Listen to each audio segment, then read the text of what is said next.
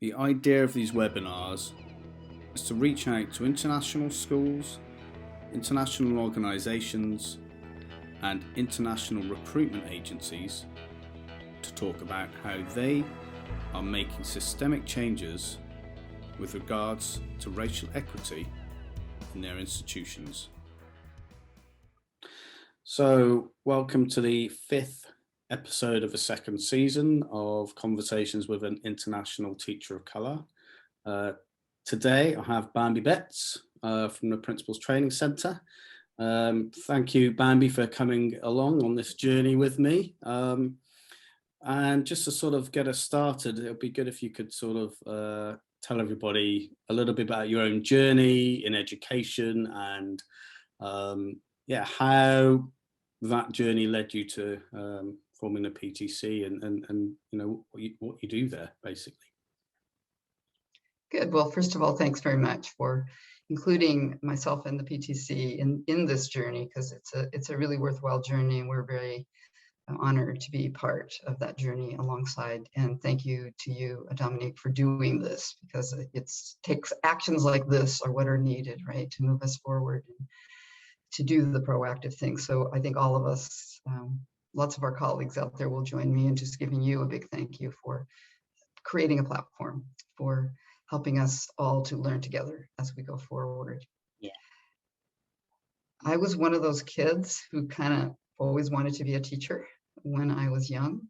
So thinking about how I got where I am today and doing what I'm doing today, we kind of started a long time ago. So it could be a very long story, but I'll make it very short. And like many of you, I did not come from I did not come from a family that was really particularly education oriented. Myself and my several siblings were the first generation of university goers. So that was an interesting thing. We didn't have the background of our parents or any other members of our family having been to university and actually, studied for a profession, etc. So that was also has come to influence the work. I did what many of you did, bopped around, ended up getting a degree in two things: in teaching, all the various teaching certificates that were available at the time here in the United States. Very naive about the rest of the world at that point.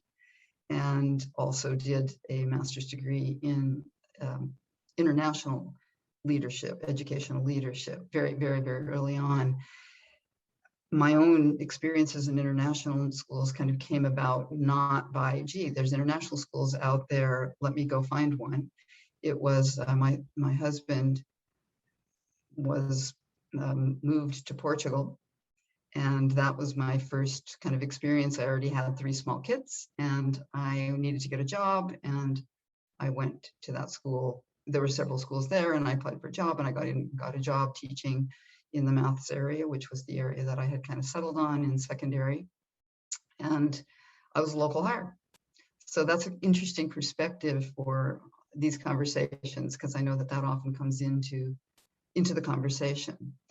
And I went on to several different international schools, from there. And along the way in that journey, it became pretty clear that to be a principal in the international school, they hadn't taught us everything that we needed to know in principal school in the United States. And so myself and a few others, we ended up with this organization called the Principals Training Center. It was primarily my husband's work who did that, got it going alongside our sister organization, the International Educator, TIE, kind of almost simultaneously under the same umbrella, with the same purpose, which was to serve those people working in the international schools with the ultimate goal of improving student learning for every single kid in every single school.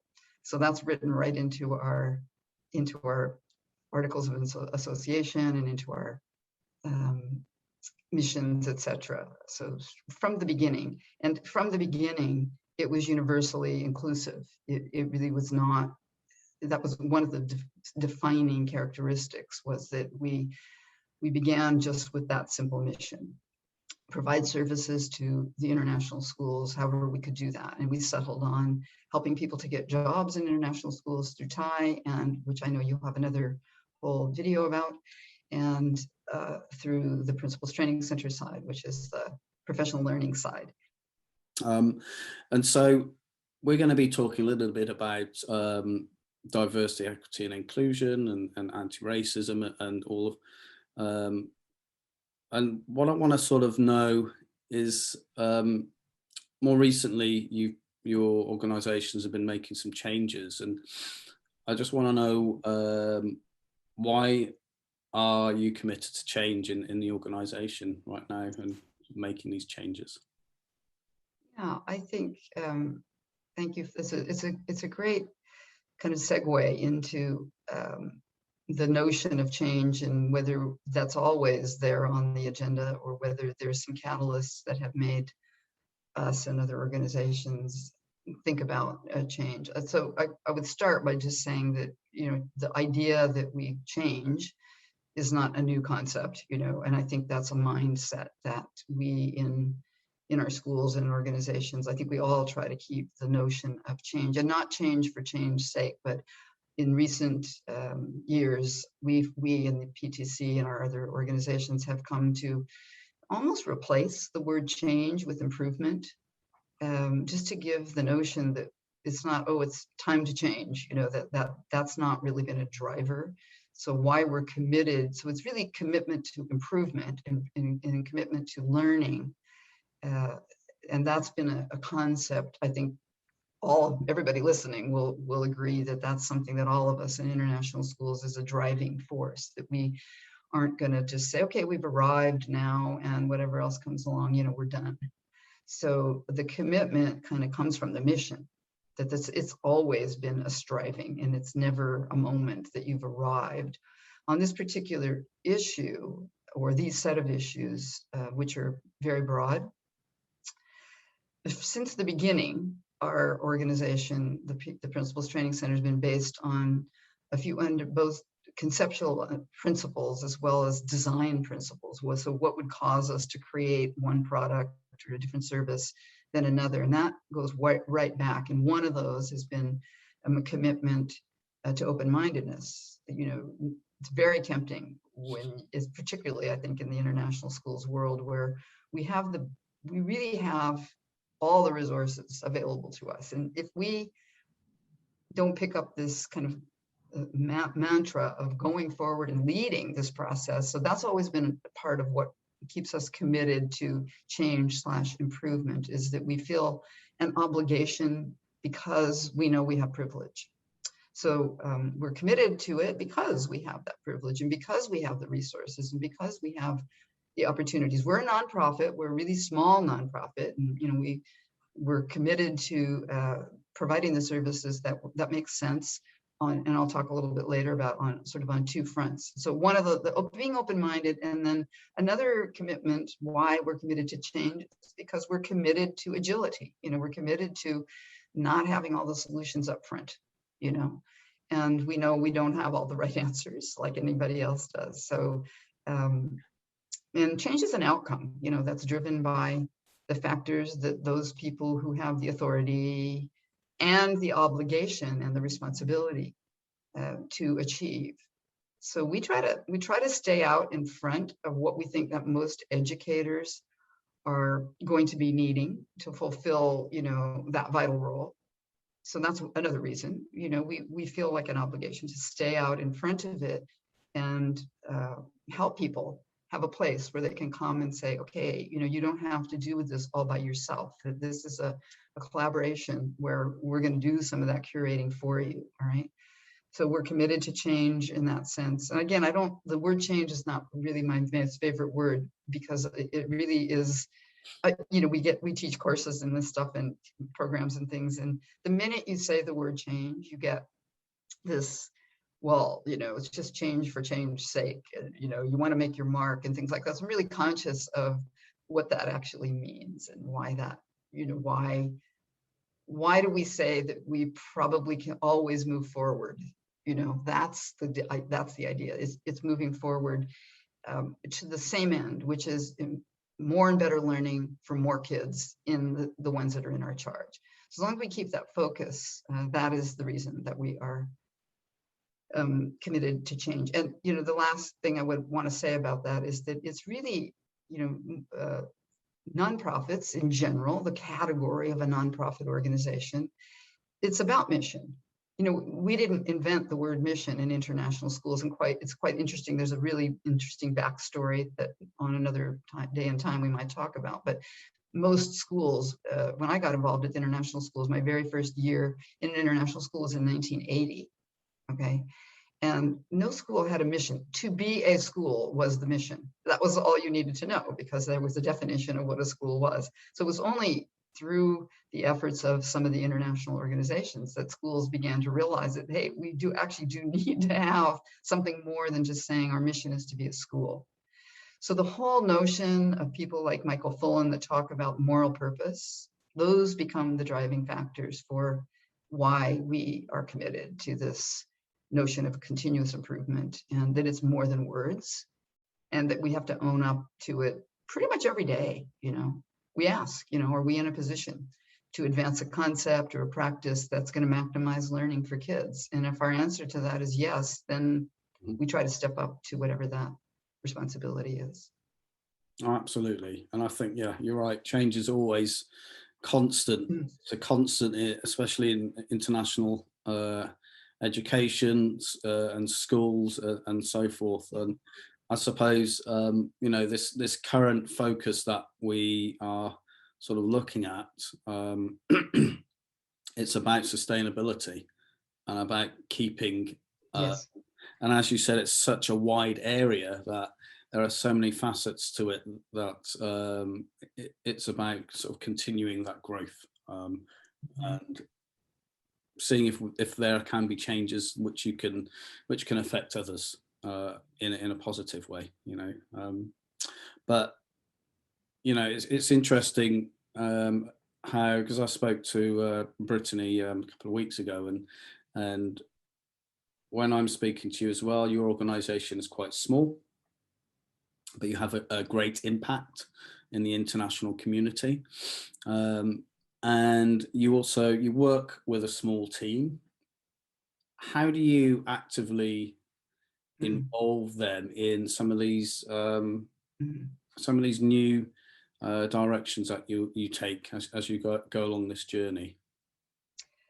Yeah, and that's obviously a really important question to know. Are you just sitting in a room? There's a big temptation, you know, when you are in a small organization to just say, oh, let's see, we have to do X. And you kind of go, oh, like, I guess that would be me, you know, I have to do that. So that's a very interesting dynamic. Yeah, this conversation isn't about change in general. It's about change or improvement in this particular area that we now know is just so critical and essential. So at the PTC, the notion of sort of the oneness of humankind and the need for there to be a unifying force that brings us together, that very little goes forward in terms of change or improvement when we don't have a common starting point. And I think that this conversation is about that we have not necessarily got views that are compatible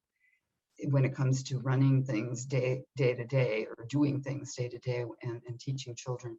And so that's a huge challenge, you know, that we have in terms of the change, is to say, like, what is it that if every international educator shared a common design premise, what would that be? And how do we get there? And how can we help? And are there any? So, you know, we're not sitting in a room making those things up. We're looking around at the realities of the world and saying, you know, things are not going well. And we have a huge chunk in our schools. We have a huge responsibility. Every year when we talk with our trainers and we design our courses, we always start and end with the same conversation: is we have a responsibility to put the right stuff out there that is going to help this generation and future generations of kids be better than we are, you know, at this stuff. And we really, how do we do that? Through the tools that our little organization has made available, you know. So we're particularly committed to the ongoing, you know, implementation and improvement in this area of DEIJ, because just there, in our view, there is really no way forward until we begin to see all humanity as one, and whatever, all the things that come with that, where we are all one, and justice is for everybody, And so what does that look like when you're doing it in this privileged place called the international school, which comes with so much already exclusion built into it? Sorry, but it does. How do you go about affecting that fundamental, deep philosophical understanding when just the very people that you're working with and serving are already an exclusive group, if you know what I mean? And I have to tell you, I know we're all about being vulnerable, and sign me up, because I get up every day still. Every day. It's like, really? I'm working for the rich kids? I'm sorry, but I need to put that out there like that, because that parameter, whether we want to accept it or not, colors so much of what we end up doing, It's a client thing, and anyway, hopefully we'll get into that in the next little bit here. So I did want to back up and just kind of put it in the context. Absolutely. Yeah. And it is weak because international schools, most of them are, well, they're private schools. They're yes, big fee-paying schools. That does have a huge influence, especially with the students and the kids that are attending, and the privilege that they have without maybe knowing or being exposed to, what's happening out there, because they're not necessarily affected. And I have the same conversations with my own kids who've attended only international schools, and so it's an interesting perspective, and it's something which hopefully as time goes on we can sort of make a breakthrough in that mindset. Yeah, and I think Dominique, it makes a difference, because the starting point for these conversations and improvements and things that we all need, that we know we need to do going forward. The kids that we're serving and the families that we're serving, we have to be real about it. There's a contract that we make between parents and kids and the school when we sign them up and when they get admitted into the school. And only people with money, or who have somebody else who has money who's willing to invest it in them, get to do this, have the opportunity. So that is a very interesting, we'll just use that word, starting point for a conversation about inclusion. Do you know what I mean? And yet you can't say to a school, an independent, private, fee-paying school, that they don't have a reason to do that. And when you look at the history of international schools and how they got going, the great majority of them were not ideologically driven. They were market driven. There was a bunch of kids in a place whose parents said, and I'm sorry, I know these are really hot topic issues, but I'm going to put them out there anyway. They said, you know what? Our kids are underserved here. We're only going to be here for 2 years, 3 years. We want them to continue to learn in the language of instruction of the country that I'm from. And so let's get together and start a little school for these kids, because they're not going to be here very long, and the local community doesn't have anything for them that will keep them in this. That's how most of them got going. You know what I mean? So when you think about that, some of the issues that have now emerged over time from that history, they're parent associations. Who owns the school? The parents own the school. The parents own the school if you're in a parent association school. And I think it's important. I've only listened to a couple of their institutional ones, but this matters, because that's who we're serving, And when you talk to me in a few minutes about who we're serving and how we involve them and all that, okay, exactly. We have an exclusive, inclusive, model here, which is by structure already exclusive, Do you know what I mean? So absolutely, yeah. Just trying to lay it out, we know that the schools that we have worked with, the parents have a very big influence on sure. in many of these schools, because they pay the fees. So they're paying for a service. You said, bring my kid to the school. I'm going to give you a whole bunch of money. What are you going to do? Then you have to say, we're going to give your kid access to this learning. That's why we write the curriculum down. We're going to give your kid access to these ways of learning. That's why we adopt core instructional practices. We're going to expose your kid to this type of assessment. There comes your assessment policy. There's a contract, in this world of international schools for 99%. I don't know if that's a true guess, but our people at ISC can help us know that. But for the most part, that's the arrangement. It's a contract. So you bought something, and when you open the box, when the parent opens the box and says, "What's in the box? That's not what I ordered," they're going to complain. Absolutely. And they have a right to, if you're not delivering what you said you were going to deliver. So this is not a simple, as you well know, this is not a just, oh, there's a hit tick list of solutions here, and if we just do these things, all will be well. No. 30, what have I got? 30 some years, 35, 38, 20, going on 40 years in this international schools world. And it's, so those are just some things to think about in terms of change and, what the premises are, and whether your school really, really is based in an ideology more than it is a market. And I'm just kind of put that concept out there in terms of how we go forward making decisions.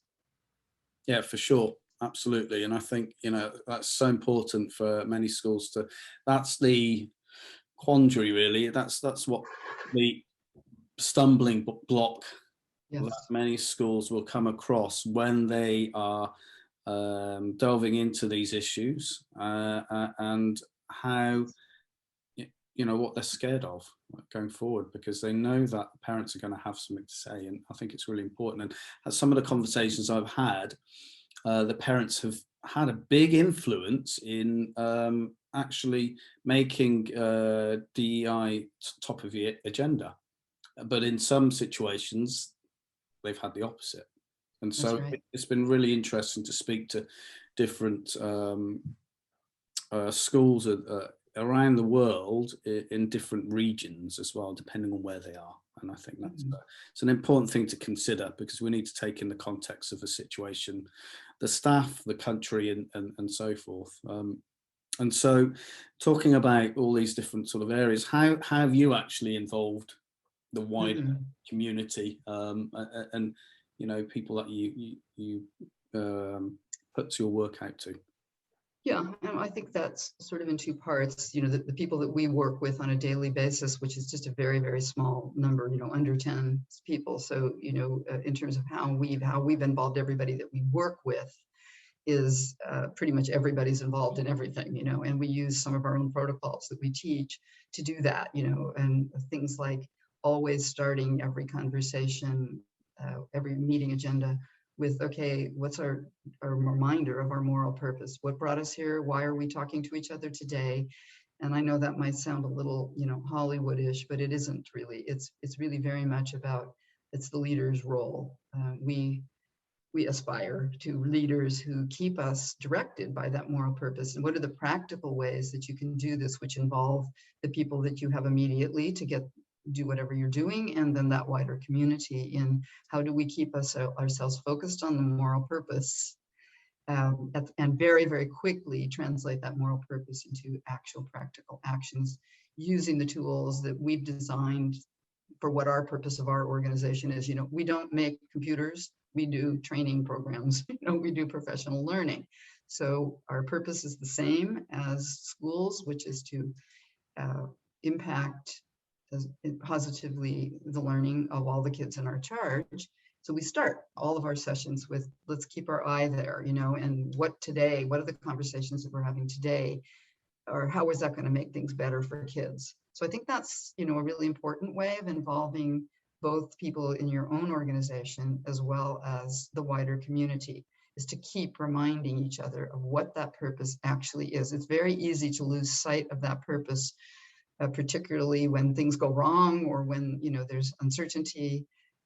So keeping that purpose out in front, I think it's a huge leadership issue. All right. And you do that both with internally as well as externally. And what does that look like in terms of, the outward look to involve the wider community? It might be worth I'll just give you like a 1-minute thumbnail of how we do our work. We create learning opportunities courses, long courses, short courses, online courses, offline, in-person courses, all kinds of different ways to help teachers and leaders in international schools improve their practice towards the end of improving learning for kids. Because sort of in a nutshell, that's what we do. We engage the wider community of the international school, wider than us, wider than the few of us who sit in our little offices and try to write those programs. We involve practitioners from international schools.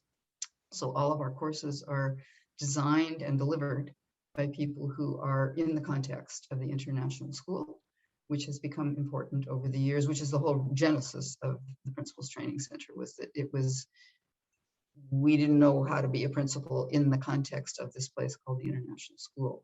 So we involve them in the DEIJ, went through those lenses through our course design. So now, and it's always been there, but we've ramped it up now. So if you're gonna, I know you're gonna ask me about goals in just a little bit, but we've got a process by which all of the people that teach our courses are also involved in developing the courses. And my role and the role of one or two others here is curating the resources that are out there, keeping an eye on what are the issues that we need to get better at. And some of those, it's easy to tell, and other ones you have to just put the whole picture together by looking at everything. And we involve the 50 to 60 people that end up eventually, teaching with us in one way or another in that. Sometimes we have a writing team that doesn't teach, but we'll just hire them on because they're experts in a particular area and we need I just did one this morning, like that, where we talked about the EIJ and the course that we're developing. It's going to be a 7-day, probably intense course. We might do some other things. And so I've got a little writing team now, together. So we're involving the players in the international schools world mainly through the development of our courses and then the curating of resources. As you will be aware, as will the listeners be aware, that there's very little actual research that goes on in international schools beyond the numbers of schools that there are and, how many kids are being served, etc. We really don't know a lot. We don't really have, the occasional PhD student will do something about international, but we don't have a huge body of evidence that says, oh, this is what's going on in the international school. And given that there are probably 250 different definitions of international school now, that even makes it worse. So we involve the people who are involved in international schools, of stakeholders of all persuasions, including parents, including most recently governance. That's our latest. Our contribution is we've been doing it as in a consulting way, but now a year and a half ago, we launched the Governance Training Center because we recognize that this is kind of the starting point for major policy like this, and major direction setting. So we involve practitioners. We occasionally do hire some experts. We're a very small nonprofit, so our budget for these things it's pretty much has to be crowdsourced, if you know what I mean. How do you involve it? So we use those tools and have all kinds of focus groups and planning sessions and writing sessions and review sessions and reading data sessions. And that's how we involve them. So, I mean, it sounds like you really collaborate a lot on a constant basis with your team. Yes. And, you're going forward with a lot of the stuff that you're doing with DEIJ. Have you formed a set of goals? Do you have a pathway? Have you actively involved all the people that you're working with in your team in setting that? It seems like you have, but do you have some specific goals or a vision as to where you're going to? Yeah, we do. And as you know, these things are kind of organic. That we've watched, for example, the idea of strategic planning go through a huge metamorphosis over the last 10 years, rightfully, because we recognize that the rapidity with which change happens to us, the things that are out of our control, very much have to be part of this whole bigger picture of, okay, now, so what do we do? That happened, it was out of our control. And what do we do? So within that context, yes, we do have some goals. And I can actually probably put those, if we had a chat, I would just kind of stick them all in there, but let me just take 1 minute and say what some of them are. Knowing that some of the tools, so some of the key tools that we use, as I said, we have an annual review process for every single one of our, like you might in a school with your curriculum, with a rigorous set of questions, both delivery questions as well as content questions. So, one of our goals was to elevate the DEIJ lens as we redesign, and we have already been doing this right along, but now we've kind of said, okay, we want that lens to play a bigger role in that whole course revision. And remember, we're doing courses for teachers in the classroom. We're also doing courses for the primary group, is the principals and aspiring principals. So there's a lot on the leadership side in terms of sort of more intentional emphasis on us teaching them specific actions and practices that are exemplars of what it would look like to lead a school that embraces the critically essential components of what we now refer to as DEIJ, and so that's a huge goal for us, is to amplify that and elevate that. And now all of our course reviews are more through that lens than they used to be. Let's put it that way. To the end of, what do you do in an international school if you're a principal? So now these things, and these are issues, and you kind of knew them before, but now you have to do something about them. So how do we make sure that what we're teaching people to do through those courses, that's the tools that we have are our courses. That's really what we have. That's what we have. We have one major collection of tools, and that's teaching people how to be a teacher and a principal, a counselor, a governance member in an international school. So we don't have a huge toolbox, that we've decided. That is our we don't have other ways that we really are going to advance our contribution to this. Another goal that we've set is to just straight out try to help be part of attracting a wider diversity of people who work in the international schools. And how can we do that? Through our lens, our little piece of professional learning. So we have that goal to try to, to make that happen. However we can do that. A very specific goal that we have is to provide some more actual specific training in this area. So we've already now got, a commitment to a full 7-day course that is about the leadership in these areas of DEIJ. And just as recently as this morning, we've got a kind of a rubric, developed about if you're leading your school in ways that are respectful, cognizant of, and promoting the principles behind DEIJ, this is what it would look like, and right through. So we're working on that. So it's all Dominic, through course things, because that's what we've got. We don't like are saying, oh, let's go do this over here. We do courses. And another one is governance. We have this goal to design the governance modules with this underpinning much more forcefully. We just got started, and we actually did start our writing of the modules with this in mind, but that's also a goal. And we may end up with a unique module for that, for the governance members. We now have, pushing 400 members in our governance kind of database, which is pretty great for us. We feel like, oh, good, that's an opportunity where we can kind of, because you have to see the ecosystem of it. You can't just say we're going to do this goal over here for these people and, this goal over here. The ecosystem thing is system-wide. I like to always think of it as a "you are here" map. Have you ever seen in an airport or a shopping mall or something, it says, you need to look at the whole map before you can kind of actually locate yourself, so. Absolutely. Yeah. So the governance has been, just nobody in the international schools world has really fully, we felt, addressed the whole issue of the influence that governance has a lot of ability to be extremely influential on this entire area.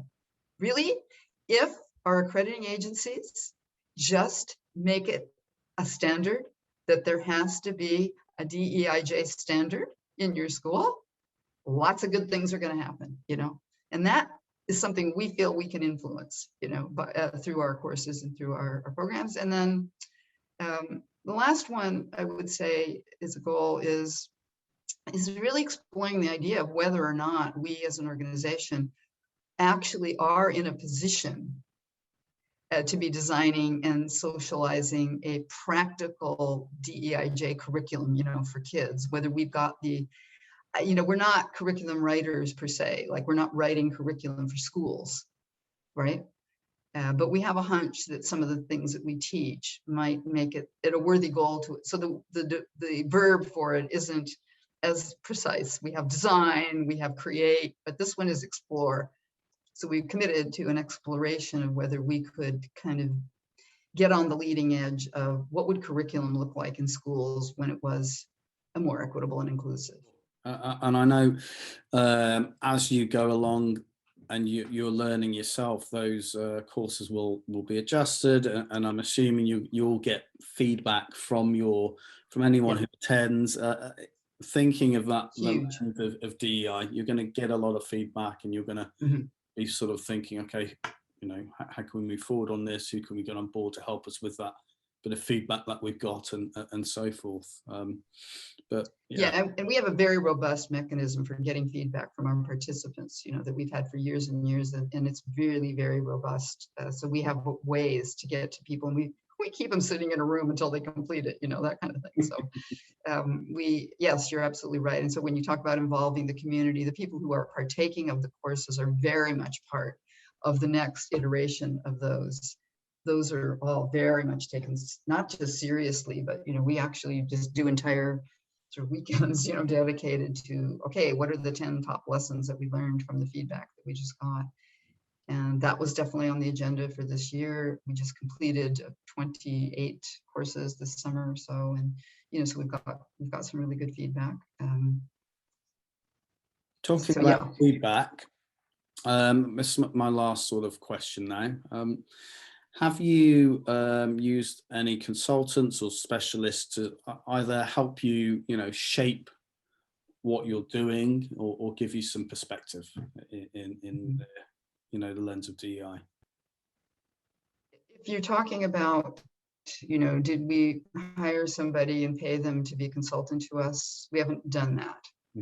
What we have done is to consult our wider network of people who are in the network with us, that we've built up the network over decades. So there are groups of people that we can call up and say, hey,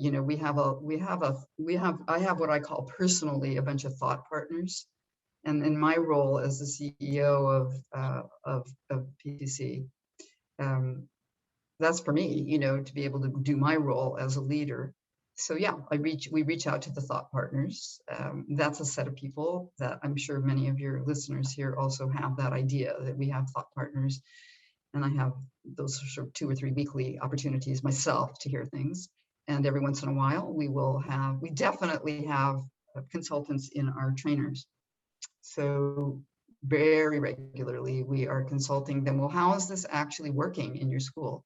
And what do you know about this? And who have you brought in? So, so we're kind of using the network as our consultants to keep our feet on the ground. Because our mandate is about practical strategies in the school. What does it look like when you're doing it? So we try to we go with the theorists, and we read, and we will do book studies amongst ourselves, and and then we're constantly curating who is an expert out there that we might tap into. So I would say my answer is yes, we haven't hired, but we've involved outside consultants. That's where you're getting your feedback from. And also you talked about how you get feedback from your participants in the courses. Yeah. So I'm sure all of that sort of adds to that, and you reaching out can put what you're asking into context, because as you said, it's linking really to the international schools and what they're doing on the ground. Yeah, and again, on the vulnerability side, look, it's when you're in one of these, and I know that this whole series is about the organizations that support international schools. It's interesting position to be in, because people look to you as if you are the expert on something. And yet, like in our case, no, we don't have experts on special needs teaching, and we don't have in-house experts on those things. What we have is a model that can reach out to the expertise. We have a design templates that we continually, what we do know is learning, adult learning. That is where our area of expertise is, and that's what we bring to the table. But the actual content, we do involve 50, 60 people who help us to say, you know what, they need to start going down this road now. So then our job is to translate that into, how do you get this principal or this aspiring principal to actually know what to do on day one, with regard to this. And we have to teach them to do that. So first we have to learn what that thing is through the people who are experts. So it's all course, it's all kind of design to make sure, but we are rigorous about saying that we can't leave it at the level of concept. It has to be translated into, what does a curriculum that is, represents identity, freedom, and equity look like? What does Unit 2 in grade 7 science look like? And how do we get a leader to get teachers in that school to be able to write that or at least teach it if somebody else gives it to them? That's how practical, that's our conversations are about, So we need that network. And this is the ultimate in crowdsourced, collaboration. There's everybody we work with works from an international school perspective, and we're just grabbing all the information we can get, and then, using our design templates to try to say, okay, now principal, how do we help you get to do that thing so you do it on day one, And where's the accountability? Where's the accountability on us? We can only, it's like, lead the horse to water. Here it is. We're going to make it available to you. We're going to do our absolute best to make sure that you learn it. But the proof is in you going back to your school and doing it, And that's where, the feedback can break down, because we only know what people tell us. We don't really know. I can give you a couple of examples of things that we do to, to follow up with school heads. If you invested in somebody who came to like a teacher training center, right about now, you're going to be, if you paid for somebody to come and do one of our courses, right about now, you're getting a letter from us that says, okay, your person that you paid for, these are the top 5 skills that you should now be able to see that they can do better in their classroom. It's like an accountability tool, both for us as well as for you and the person. So it's a tripod of accountability. And we're trying to find ways to not let the idea, what we're doing is very precarious, because all we can do is help people to get access to this learning. And then whether they put it in practice or not, how do we know? Exactly. So that's where we need the community. That's where we need the community to be able to say, hey, the PTC stuff is working. People vote with their feet. They're still coming back 35 years. Okay, that's fine. Still, we're not resting on that. We know at any minute that goes away. And that's, so thank you for letting me be vulnerable in that way and putting out my fears and that's the next thing, really, because when these things are working, they come back and so forth, and they want more. Okay, we've done this. What else can you give us? And then that will keep you on and continuing that pathway. So Bambi, I want to thank you. We've had a fantastic conversation. We have been talking quite a bit offline here about lots of many different things, and so I've got a lot more to talk with you about as we go forward, and we do this again maybe sometime. So thank you so much. I really hope so, and thank you so much for the opportunity to spout about these important issues and to be part of this wider conversation that hopefully will not just stay at the conversation level for too terribly long, that we will start to really see very, very soon now these positive actions on behalf of our kids in our international schools. Yeah, so thank you so much.